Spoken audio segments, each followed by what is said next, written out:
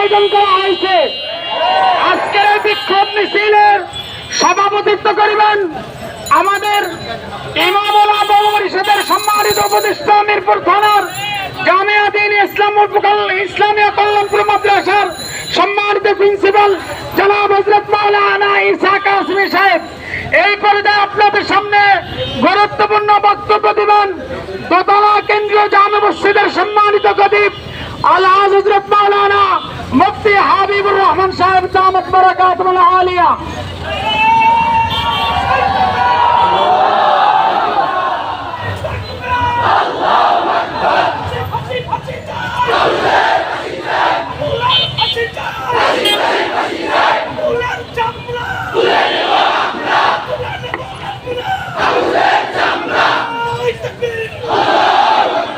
সংগ্রামী তাওহীদি জনতা, আমরা সকলেই জানি বাংলাদেশের একটি ক্ষুদ্র সম্প্রদায় বাউল সম্প্রদায়, তারা গান বাজনা করে গাঁজা খেয়ে জীবিকা নির্বাহ করত।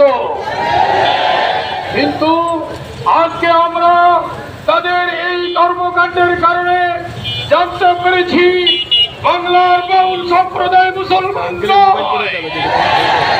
সংগ্রামী তাওহীদি জনতা, আমাদের কালিমা হলো লা ইলাহা ইল্লাল্লাহ মুহাম্মাদুর রাসূলুল্লাহ, আর বাউলরা বিশ্বাস করে লা ইলাহা ইল্লাল্লাহ লালন রাসূলুল্লাহ।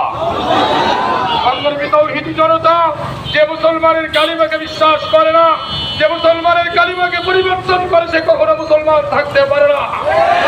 অতএব আজকে আমরা এই সমাবেশ থেকে প্রতিবাদ জানাই, বাংলাদেশে যেরকম অন্যান্য সংখ্যালঘুরা রয়েছে, বাউল সম্প্রদায় যদি তওবা না করে তাদেরকে সংখ্যালঘু কাফের ঘোষণা করো।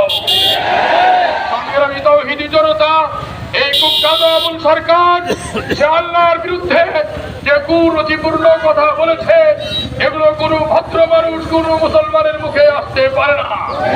সংগ্রামী তাওহীদি জনতা, তারা অনেকেই বলছে যে শুধুমাত্র বাউল সরকারকে গ্রেফতার করা যেতে পারে, অন্যের উপর আক্রমণ করা হলো কেন? কিন্তু যেই মজলিসের মধ্যে যেই সমাবেশে যে আল্লাহর বিরুদ্ধে কুরুচিপূর্ণ কথা বলেছিল, যারা উপস্থিত ছিল তারা কেউ প্রতিবাদ করে না, বরং তার কথায় হাত ধরেছিল। আবুল সরকারের যেই শাস্তি, যারা তার কথাকে সমর্থন করেছে তাদেরও সেই শাস্তি হওয়া উচিত।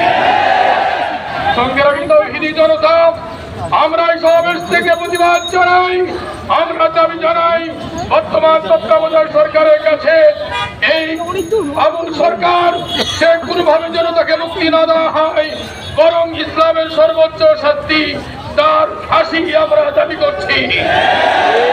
সংগ্রামী তাওহীদি জনতা, অত্যন্ত দুঃখের বিষয়, পরিতাপের বিষয় জানাতে হচ্ছে, আমাদের অনেকের দায়িত্বশীল ব্যক্তিরা তারা বিভিন্ন স্বার্থের কারণে বাউল সম্প্রদায়